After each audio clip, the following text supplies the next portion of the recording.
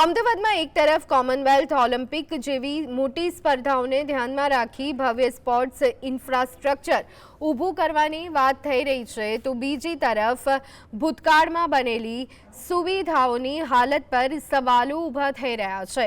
ખાડિયા વોર્ડમાં આવેલું શ્યામજી કૃષ્ણ વર્મા સાંસ્કૃતિક, વાણિજ્યિક અને રમતગમત સંકુલ આજે બિસ્માર હાલતમાં જોવા મળી રહ્યું છે। 2010માં ડેવલપ કરાયેલું આ સંકુલ આજે રમતોની જગ્યા બનવા બદલે ગંદકી અને અસામાજિક પ્રવૃત્તિઓનું કેન્દ્ર બન્યું, તો કેટલાક ભાગોનો ઉપયોગ ખાનગી પાર્કિંગ તરીકે થઈ રહ્યો છે। સ્કેટિંગ રિંગ તૂટેલી છે અને બાસ્કેટબોલની નેટ તેમજ પિલર પણ ખરાબ થઈ ગયા છે। પરિણામે રમતગમતને પ્રોત્સાહન આપવાની વાતોની વચ્ચે જાળવણીના અભાવે એએમસી તંત્રની ઉદાસીનતા સામે પ્રશ્નો ઊભા થઈ રહ્યા છે।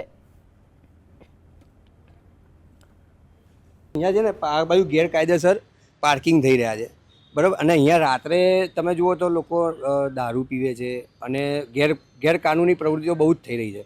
એટલે આ સ્પોર્ટ ક્લબ, સ્પોર્ટ સંકુલ કોઈ જ કામનું નથી। અને કોર્પોરેશન એવું કહેતું હોય કે અમે આ સ્પોર્ટ કોમ્પ્લેક્સ બનાવ્યું, જે પૂર્વ કોર્પોરેટરો એવું કીધું હોય કે ભાઈ સ્પોર્ટ કોમ્પ્લેક્સ બનાવ્યું, તો અત્યારે રાયપુર ખાડિયામાં ને આ છોકરાઓને કે કોઈ નજીકમાં એવું મેદાન નથી, આ એક હતું એ બી એ લોકોએ બંધ કરી દીધું છે।